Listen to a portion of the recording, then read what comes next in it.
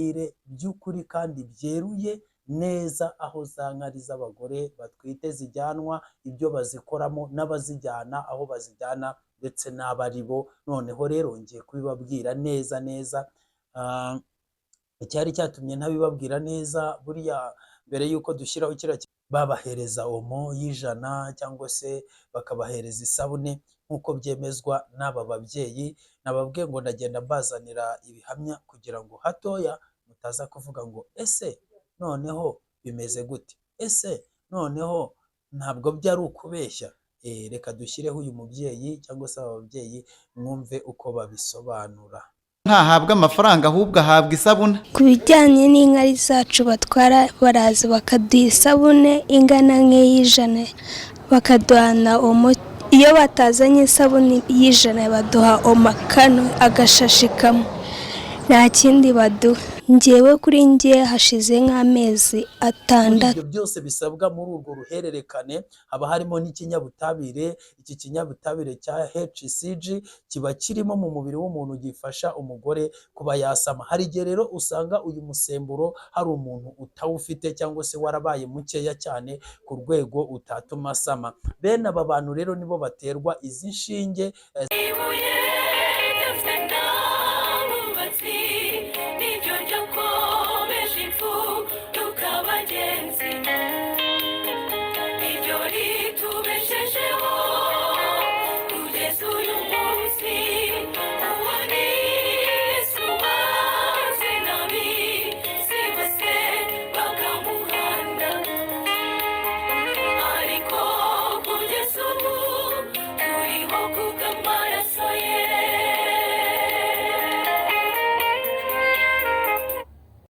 Imana iguha umugisha cyane wowe udukurikira umunsi ku munsi, wowe ufunguye iki kiganiro ari ubwa mbere. Yesu aguha umugisha. Ndagarutse kugira ngo mbabwire byinshi bigiye bitandukanye, cyane cyane kugira ngo mbasubize ku kibazo mwakomeje kumbaza. Iki ni ikiganiro cya gatatu ngiye gukora ku birebana n'izi nkari z'abagore batwite ziba ziri gukusanywa hirya no hino mu gihugu. Nyamuneka ntabwo nashakaga kubivuga, ariko nyine komanteri zanyu, ibyifuzo byanyu, uko mugenda mutubaza bituma nyine nta kundi tuba tugombye kubigenza. Ukuntu mwakunze kino kiganiro, uburyo mukireba, uburyo mutubaza, uburyo mutera komanteri, nakanezerewe cyane. Yaba ari ijambo ry'Imana muri kugenda mubazaho ibibazo bingana gutya, rwose umutima wanjye waba wishimye. Ariko nk'ubu ngubu nyine mbangarutse kugikora, ariko numva ntameze neza cyane, kuko ni ibintu byakabaye byiza kuri njye, byakabaye byiza kuri njye ari ijambo ry'Imana ryimbitse. Gusa nabyo ni byiza kuko ni roho nzima mu mubiri muzima. Ni byiza ko tumenya n'ibiri kujyaho imbere, ni byiza kandi nabyo byari byahereye ko nari ndi kubahugura mbabwira ngo mube maso, mwitondere ibyo mubona, mwitondere ibyo mwumva, kandi na n'uyu munsi ndacyakomeje. Uyu munsi rero ndagarutse kugira ngo noneho mbabwire by'ukuri kandi byeruye neza aho za nkari z'abagore batwite zijyanwa, ibyo bazikoramo n'abazijyana aho bazijyana ndetse n'abari bo. Noneho rero ngiye kubibabwira neza neza. Icyari cyatumye ntabibabwira neza, buriya mbere y'uko dushyiraho kiriya kiganiro hari ikindi cyari cyabanje, naragikoze tugenda dushyiramo referensi n'iki byose, birangira badukubise copyright. Bankubise copyright rero ndagisiba. Ariko rero kubera ko ndi umukozi w'Imana, sinshaka ko muntekereza nk'umuntu ufite uvuga ibintu biri aho bidafite proof. Ubu nyine niyemeje kugikora, nyine ndabizi bashobora kunkubita copyright tena nanone, nyine bakongera bakankubita copyright cyangwa se bakakigira limited, sinzakiboneho ikintu na kimwe.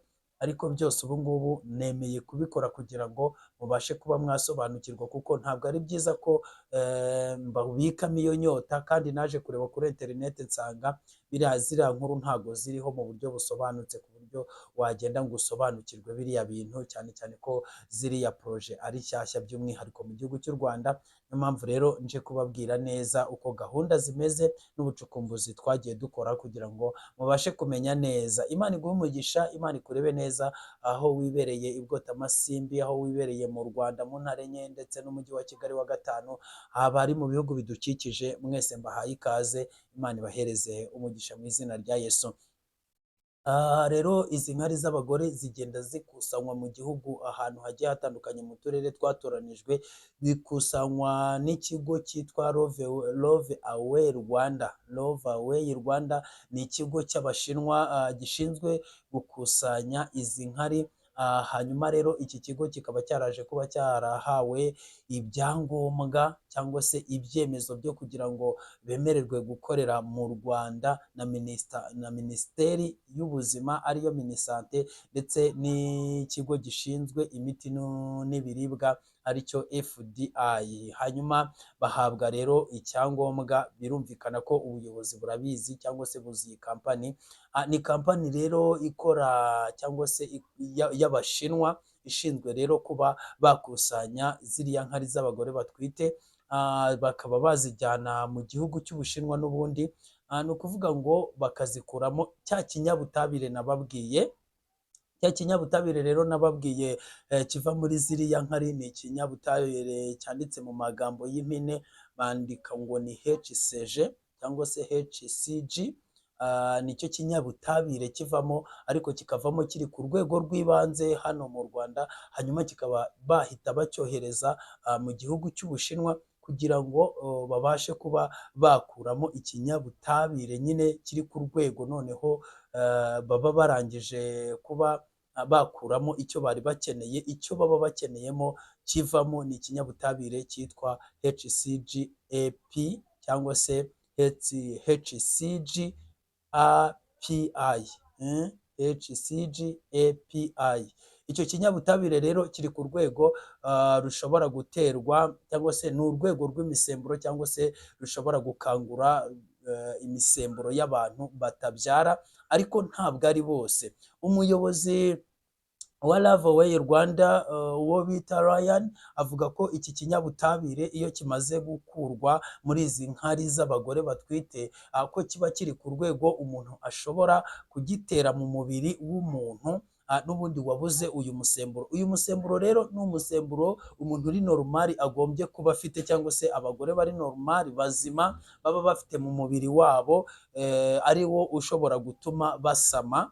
Bibutse ko gusama biterwa burya n'impamvu nyinshi y'uburyo Imana yagiye ikora cyangwa se irema umubiri w'umuntu. Buriya ntuze kugira ngo gusama ni kwa kundi mubigenza gusa, oya, harimo ibindi rwose bisabwa kugira ngo umuntu abe yashobora gusama. Rero muri ibyo byose bisabwa muri urwo ruhererekane haba harimo n'ikinyabutabire. Iki kinyabutabire cya HCG kiba kirimo mu mubiri w'umuntu, gifasha umugore kuba yasama. Hari igihe rero usanga uyu musemburo hari umuntu utawufite, cyangwa se warabaye mukeya cyane ku rwego utatuma asama. Bene aba bantu rero nibo baterwa izi nshinge zirimo iki kinyabutabire kugira ngo babashe gukangura ya misemburo, cyangwa babongerere uriya ubushobozi, wa musemburo wa HCG wongererwa ubushobozi, hanyuma wa muntu abe ari ku rwego ashobora gusama cyangwa se ashobora gutwita.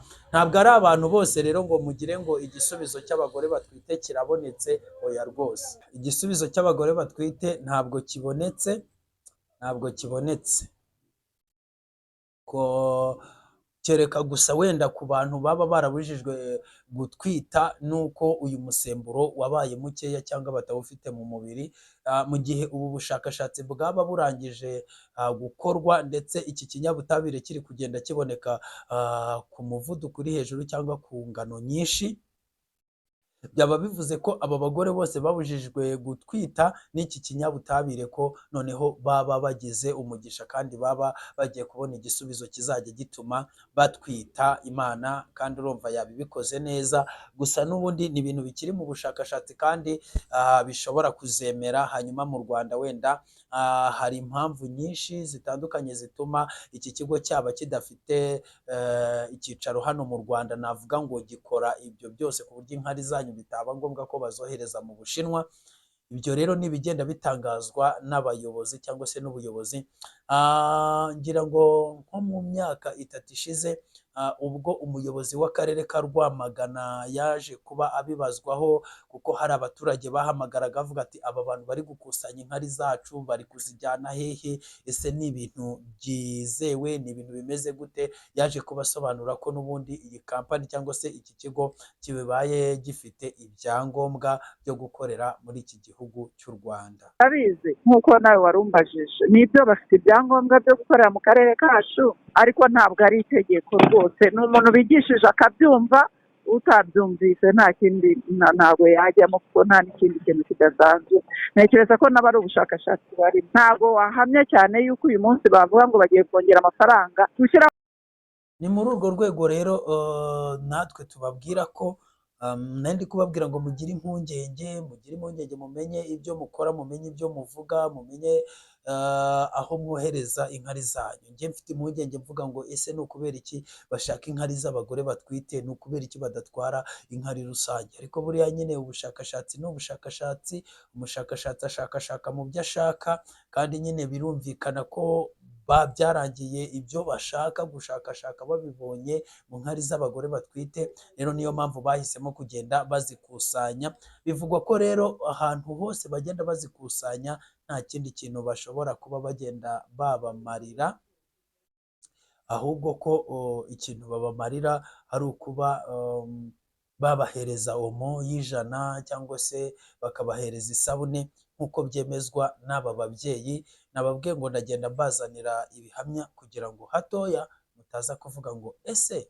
noneho bimeze gute, ese noneho ntabwo byari ukubeshya. Reka dushyireho uyu mubyeyi cyangwa se aba babyeyi mwumve uko babisobanura.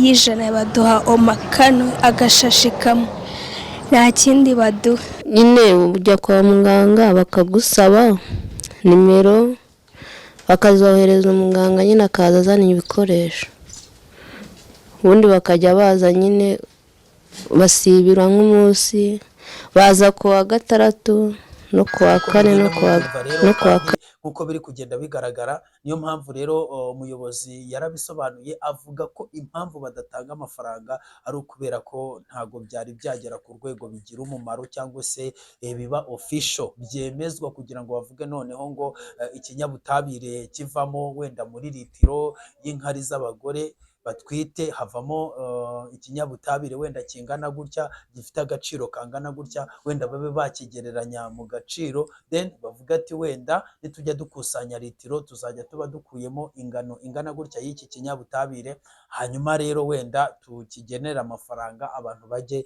bakwishyurwa. Ubwo rero nyine birumvikana ko impamvu babahereza iyo omo biracyari mu bushakashatsi, kandi baba bagira ngo basukure utwo dukoresho baba bagerageje gukoresha muri icyo gihe nyine.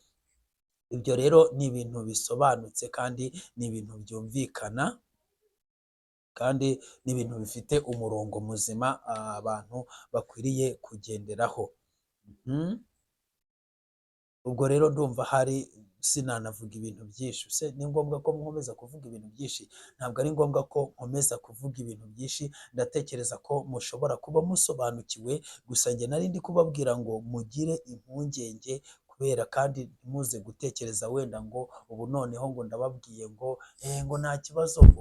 Oya, ubushakashatsi ni bwiza, ndabwemera, ndabushyigikiye 100% kugira ngo abo bantu baruhuke. Hari abantu banyandikira bambwira ati none se tunywe izo nkari, tubonye izo nkari tukazinywa, ubwo bishatse kuvuga ko twatwita nimba byarananiranye? Igisubizo ni oya. Kubera icyo ari oya? Ni ukubera ko buriya kuriya ziriya nkari zimeze zirajagaraye, reka mvuge gutyo, ntabwo zitunganije. Ni ngombwa ko zifatwa zikajyanwa mu nganda bakazitunganya, zigaca muri izo nzira zose bicamo, hanyuma bagakuramo biriya bideshe byose by'umwanda. Murabizi ko mu nkari haba harimo umwanda. Hari inkari z'abantu baba bafite bararwaye impyiko, ziriya nkari ziba zanduye, ziriya nkari ziba zanduye cyane. Ni nayo mpamvu buriya mujya mubona ko buri nkari bagenda bazibika ukwazo, kugira ngo babanze bazipime bemeze neza ko n'impyiko zayunguruye izo nkari ari impyiko nzima, kuko hari aho bashobora gusangamo ibintu by'imyanda by'indwara. None ubwo wamenya unywa izihe? Icyo ni icya mbere. Icya kabiri ni uko impamvu utagombye kunywa ziriya nkari biterwa n'uko ikiriya kinyabutabire kiba kivanze n'indi myanda myinshi, ni ngombwa ngo bagende babivangure. Murabizi ko inkari ziba zigizwe n'igice kiri hejuru ya 70% aba ari amazi, hanyuma ibisigaye rero nka 20% cyangwa 10% akaba ariho bakuramo kiriya kinyabutabire cya HCG, aricyo kibasha guterwa umuntu wananiwe gusama kugira ngo abe yasama. Ni ukuvuga ngo rero ubwo urumva iyo ubinyweye n'aya mazi menshi kandi aba atari ngombwa, haba kirimo imyanda. Tuzi ko tugomba kunywa amazi meza. Gusa mu bihugu bimwe na bimwe bigiye bitandukanye nk'Ubuhinde, hari aho bagenda babikoresha mu mihango yabo mu moko agiye atandukanye. Murabizi ko bagira ibintu by'ubwirinzi cyangwa se byo gusenga ibigirwamana. Mu Bahinde murabizi ko bibaho kugeza ubwo no mu gihe cya coronavirus hari itsinda bivugwa ko banyweye ziriya nkari bakizera ko ari urukingo rwa coronavirus, bagakora n'umunsi mukuru wo kunywa inkari zabo, kugira ngo ariko bivugwa ko inkari bakoreshaga ari uko bazikoreshaga zigishyushye bakizinyara, umuntu agahita anywa inkari kandi akanywa inkari ze. Murabizi ko n'inkari ziza cyangwa se amaganga y'inka nayo ajya akoreshwa muri bamwe bagiye batandukanye, bakayakoresha nk'imiti mu buryo butandukanye. Bavuga ko hari abashumba ba kera bagendaga boga ariya maganga y'inka, bigatuma rero bagira uruhu rwiza runoze runyerera, kandi bakavuga ko ariya maganga nayo arinda ibintu by'uburwayi bw'uruhu, ariya maganga ashobora kubirinda n'ibindi bigiye bitandukanye. Rero ni muri urwo rwego, ariko uyu munsi ibyo mwemera ibyo muzi, nta mpamvu yo kujya gushakashakisha muri ibyo byose, kuko nta bundi buzima budasanzwe buriyo. Mukomeze inzira mwatangiye yuko munywa amazi meza, mwizere Imana. Rero abantu batabyara, nanjye nk'umunyamasengesho icyo nababwira ni uko haba hari impamvu nyinshi zituma mutabyara. Birumvikana, ashobora kuba ari umugabo ufite ikibazo, umugabo ashobora kuba asohora intanga z'amazi kubera uburwayi yagize muri we cyangwa se imiterere y'ubuzima bwe. Ibyo rero bikaba bishobora gutuma umugore we adatwita cyangwa se adasama. Ikindi kandi gishobora kubitera nanone, bishobora guterwa n'uko umugore nawe, narabibabwiye mu minsi yashize, hari uburwayi ashobora kuba yaragize mu myanya ye y'ibanga, cyane cyane ko uburwayi bw'abagore bwo mu myanya y'ibanga budakunda guhita bugaragara inyuma nk'abagabo. Rero ugasanga bwaramwangije buhereyemo imbere, nyababyeyi ye ikaba idafite kapasite yo kuba yakwakira umwana ngo abashe gutwita, cyangwa se akaba n'ubwo burwayi sitira kiburwaye. Rero nanone kandi hashobora kuba harabayeho ikibazo cyo kuzingwa no kurogwa, kuko hari umuntu ukuroga akakuzinga kutabyara, akazakuzinga kutazabyara rwose, bakajya gukora imibonano mpuzabitsina mu buryo bwose bushoboka, no kwa muganga bakakubwira ko uri muzima, bakareba ikibazo bakakibura, ariko wowe gutwita bikanga. Rero menya ko warozwe, menya ko bakuzinze, menya ko bakuziritse, menya ko bakuziritse. Bashobora kukurogera ku myenda yawe, bashobora kukurogera ku mazi woze, ku mihango yawe, abantu mupfa kwanika ubukariso bwanyu aho mubonye, no guta imyanda yo muba mwakoresheje mu gihe mwagiye mu kwezi uko mwiboneye. Ndabibutsa ko ziriya zose ni boro ku barozi. Ni byiza rero ko mujya mwikorera isuku, ariko nanone mu buryo bw'ibanga. Rero bashobora kuba barabifashe gutyo, no mu bundi bwoko bwinshi, mu buryo bwinshi abarozi barogamo. Rero ndagira ngo nkubwire ko iyo bimeze gutyo, nta kindi uba ushobora gukora usibye gusenga, Imana yo mu ijuru ikakurengera. Bishobora rero nanone kuba ari karande zo mu miryango, ugasanga mu muryango hariho umutongero ugenda ukurikirana umuryango wose, ukabona umuntu arabyaye ariko yagera hagati urubyaro rukibana, abadayimoni bakarubana bakaruboroka. Ushobora kuba waratongerewe muri za nyabingi, ushobora kuba ari iyo karande yo mu muryango nyine. Bavuze ati mu muryango w'iwacu umuntu yakabatangamo ibitambo, ati nta muntu wemerewe kuzabyara abana barenze 2 cyangwa 3 cyangwa 1, ugasanga ni uko nguko babyara umwe nk'uw'ingwe. Rero ugasanga ni ikibazo kigiye gikomeye, ni ibibazo byinshi bigiye bitandukanye. Iyo rero atari ibyo bibazo by'imiterere y'umubiri, ahubwo bikaba ari ibibazo by'iyo myuka mibi igiye itandukanye bitera, nta kindi nakubwira ni ukwegera Yesu Kristo, ugasenga, ukaba maso. Kandi ndagira ngo mbabwire ko Yesu Kristo yaduhaye ubutware. Iyo twizeye amagambo ye nk'uko yayatubwiye, tubasha gusengera umuntu agakira, akabyara. We wari ingumba, we bari baraziritse ukagumburuka ukabyara. Haleluya. ugaheka nawe ukumva ko Imana igira neza. Yesu atanga urubyaro, umuntu akabyara agaheka akarera akumva ukuntu Imana igira neza. Rero ndabayobora mu nzira yo gusenga mwizeye Imana bya nyabyo, kandi mukagira kwihangana, mukirinda mukayitegereza, mukirinda kwirwanirira. Hari igihe umuntu mutangira kubona atabyaye, umugabo agatangira guca inyuma y'umugore we ngo wenda ikibazo n'umugore, umugore agaca inyuma wenda ngo ikibazo n'umugabo. Reka da, iyo utangiye gutambika ibirenge gutyo biba bigaragara ko Imana utayifitiye icyizere. Ariko iyo ushaka gusenga ugirira Imana icyizere ko byose ariyo yabikora, hanyuma rero ukayitegereza. Reka ngusabire umugisha w'Imana rero, nizere ko mubyumvishe neza kandi ko ibi byose mubisobanukiwe. Imana rero ibampera umugisha, Imana ibakomeze.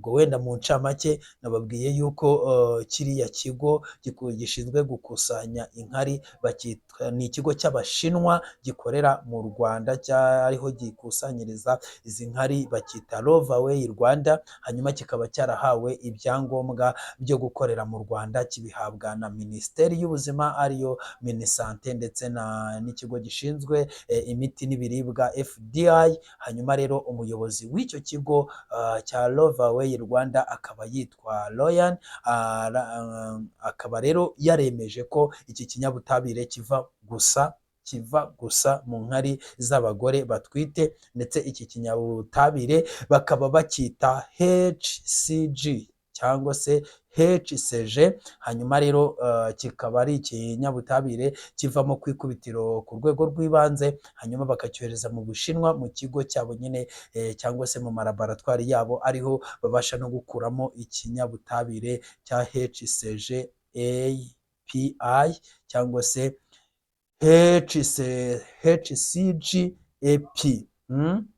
Nuko nguko rero bibaye bimeze, kandi icyo kinyabutabire kikaba giterwa abagore bananiwe gusama, cyangwa se bafite ubukeya cyangwa ubugabanyuke bw'umusemburo wa HCG mu mibiri yabo, utuma umugore ashobora gutwita. Ntabwo ari umugore wese rero uterwa iki kinyabutabire ngo abe yabyara. Reka ngushimire kandi nkwifuriza umugisha w'Imana. Urakoze, ugubwe neza. Ndakwibutsa ko gukora subscribe ku Ibuyerizima TV ni ibintu by'ingenzi. Ikingaruye hano nagira ngo mbasobanurire ibyo nabonye byinshi muri komanteri, niyo mpamvu mbabwira ngo komanteri zanyu turazisoma kandi tuziha agaciro. Ngira ngo namwe murabyiboneye ko tuziha agaciro. Hanyuma ndakwibutsa ko gutera inkunga Ibuyerizima TV biremewe. Ushaka kudutera inkunga, kudushyigikira, kuduha inama cyangwa igitekerezo, uratwandikira ku nimero dupininga hasi ahagana muri comment, ukatwandikira kuri WhatsApp.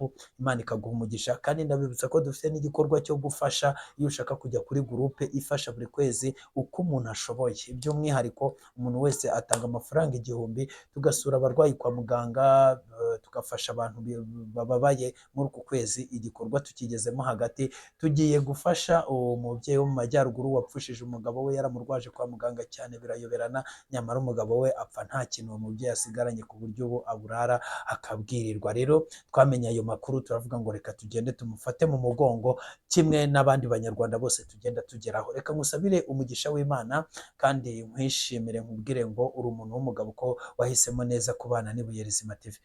Imana iguhe umugisha. Ciao ciao.